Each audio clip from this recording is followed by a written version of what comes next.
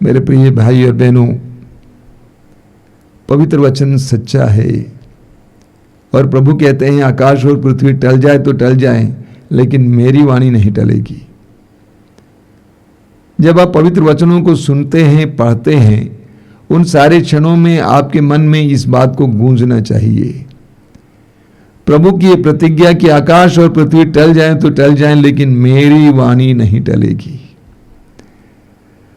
प्रभु का वचन सच्चा है। प्रभु कहते हैं मेरे मुख से निकलने वाला शब्द सच्चा और अपरिवर्तनीय है। प्रभु कहते हैं कि मेरे मुंह से वाणी निकलकर व्यर्थ ही मेरी ओर वापस नहीं लौटती है। जब तक कि वो अपना उद्देश्य पूरा नहीं करती है, तब तक वो वापस नहीं लौटती है। तो प्रभु का वचन सच्चा है। प्रभु के वचन के द्वारा हमें जीवन प्राप्त होता है।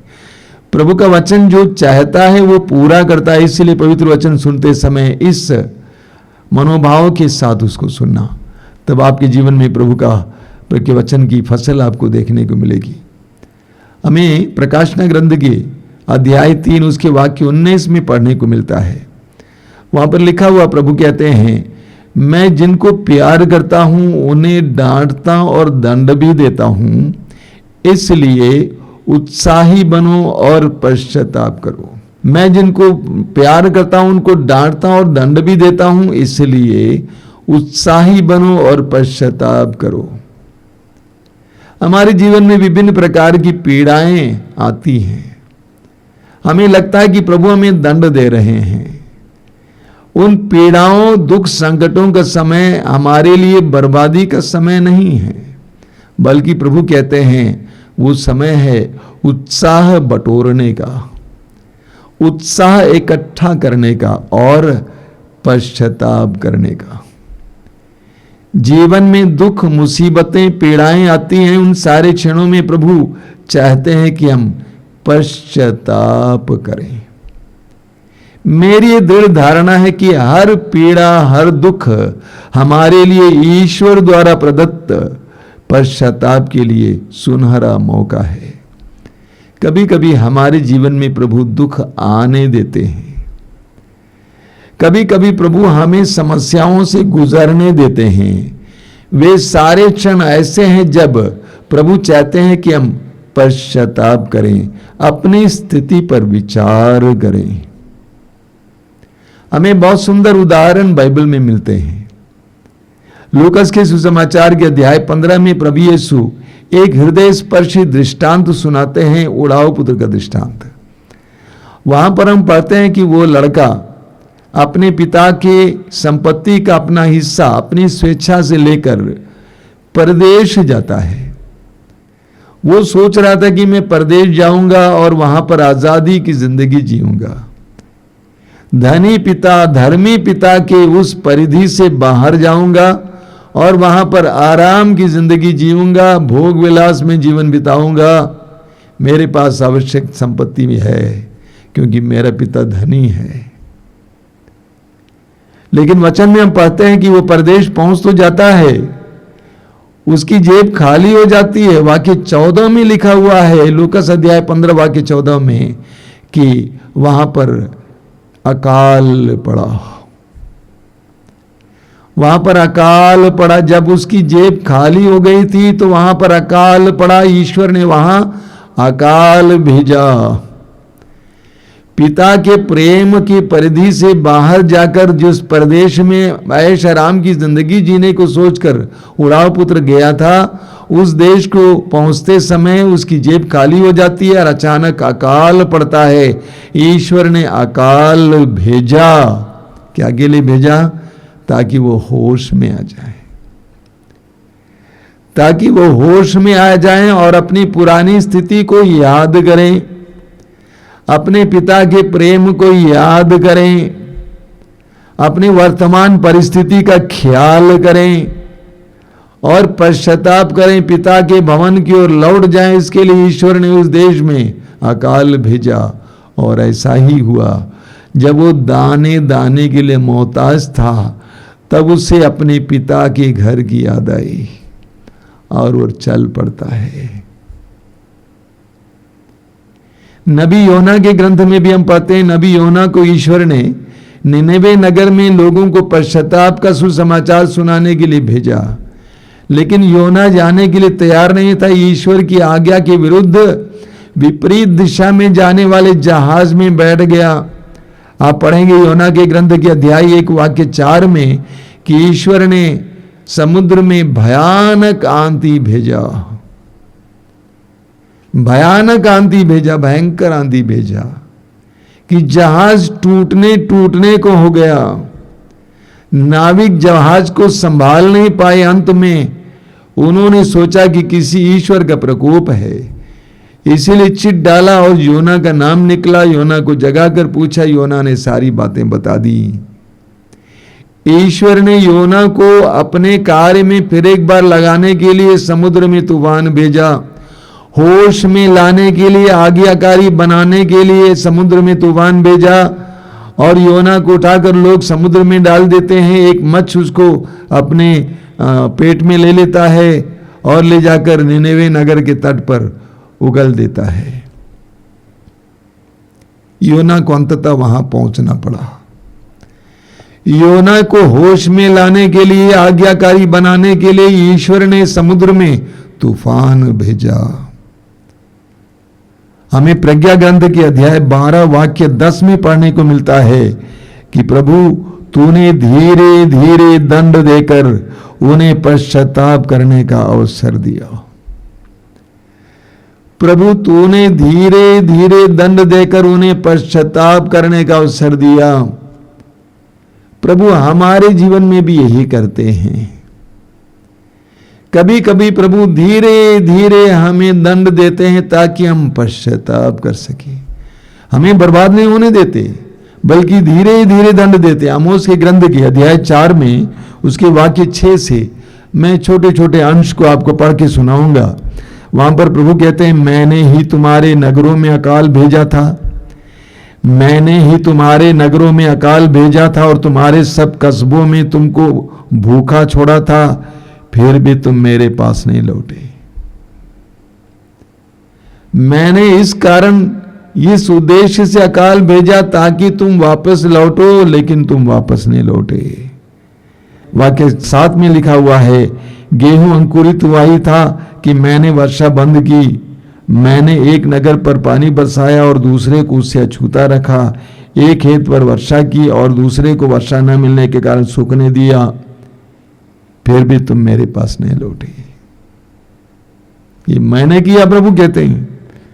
मैंने तुमको पाले और गिरवे से मारा, तुम्हारे बाग बगीचों को उजाड़ दिया, फिर भी तुम मेरे पास नहीं लौटे।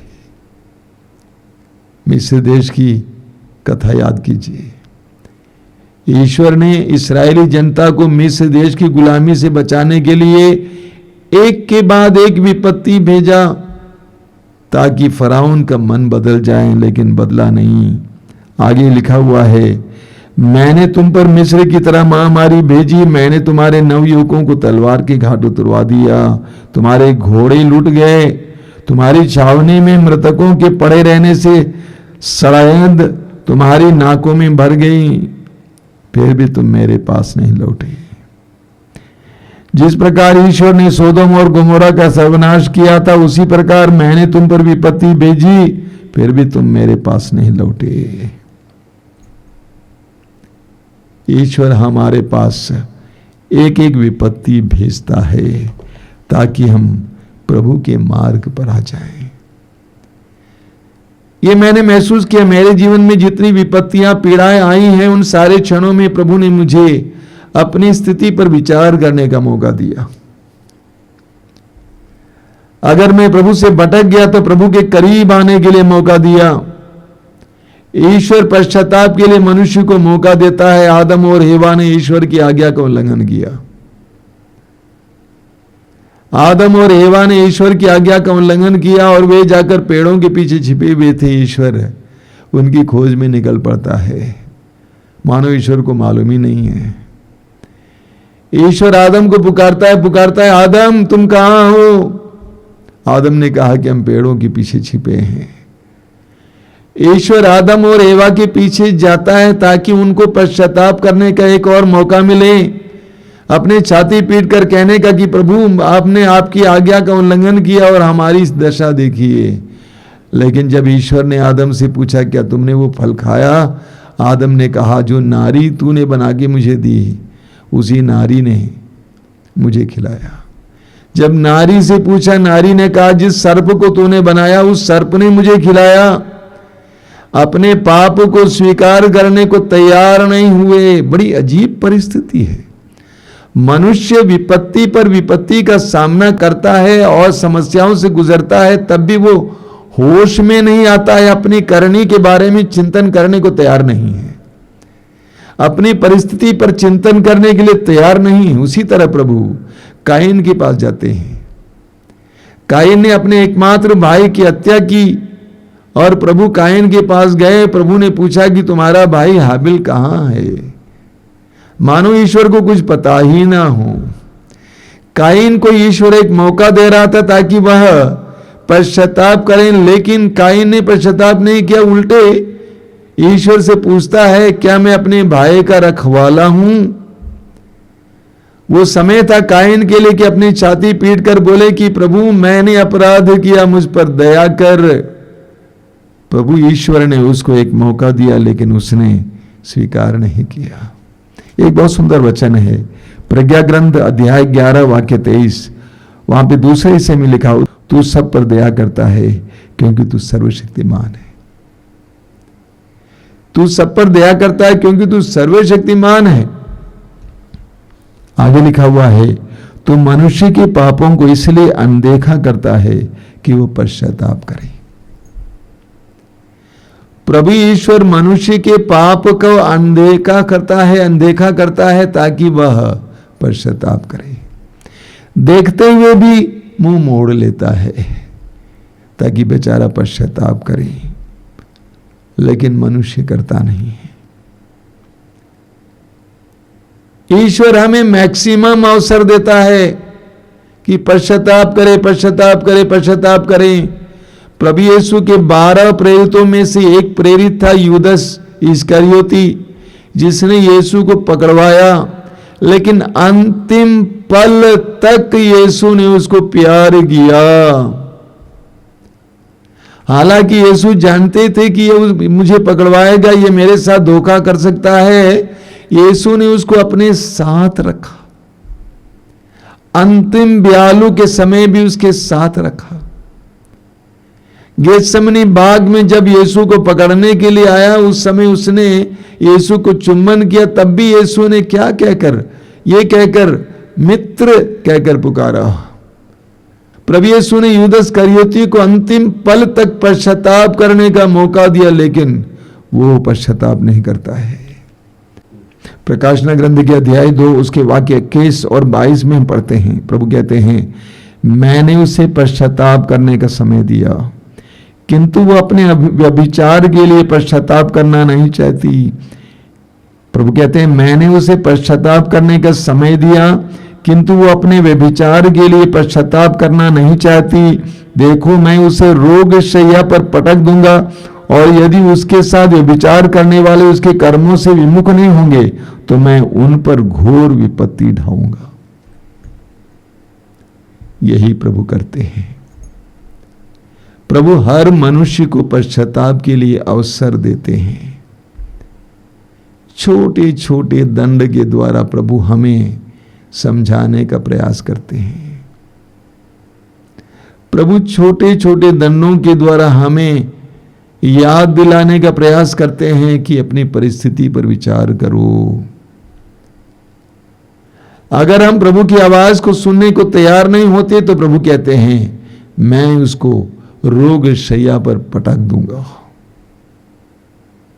मेरे प्रिय भाई और बहनों, हमारे जीवन में विभिन्न समय में प्रभु विभिन्न रूप से पश्चाताप के लिए हमें अवसर देते हैं। हमारे जीवन के कई दुख पीड़ाएं हमारे लिए प्रभु की ओर से इशारा है, घंटी है।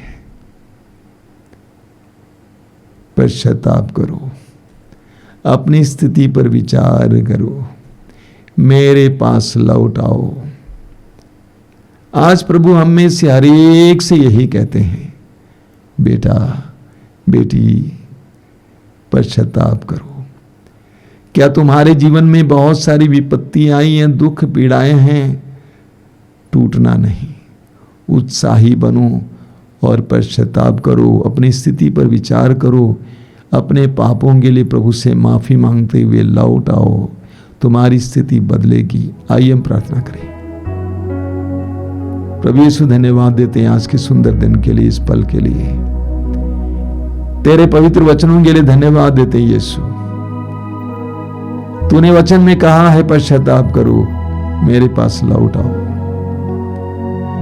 तेरे वचन में लिखा हुआ है इसायास अध्याय 30 वाक्य 15 में, पश्चाताप और स्वीकृति में तुम्हारा कल्याण है। हर मनुष्य को अपनी स्थिति पर विचार करने की कृपा दीजिए, हर मनुष्य को होश में आने की कृपा दीजिए। प्रभु इन वचनों को सुनने वाले एक एक भाई बहन को अपनी स्थिति पर विचार करने की कृपा दीजिए, अपने जीवन के दुख परेशानियों में ना टूटे बल्कि पश्चाताप करते हुए तेरे करीब आने के लिए कृपा दीजिए। ये धारणा ग्रहण करने के लिए कृपा दीजिए कि हर दुख पश्चाताप करने का एक सुनहरा अवसर है। प्रभु कृपा दीजिए, तेरा पवित्र हाथ उनकी ओर बढ़ाइए, समय आशीर्वाद का हाथ बढ़ाइए यीशु। पश्चाताप को वरदान दीजिए, अपनी स्थिति पर विचार करने का कृपा दीजिए। तेरी स्तुति, तेरी आराधना, तेरी महिमा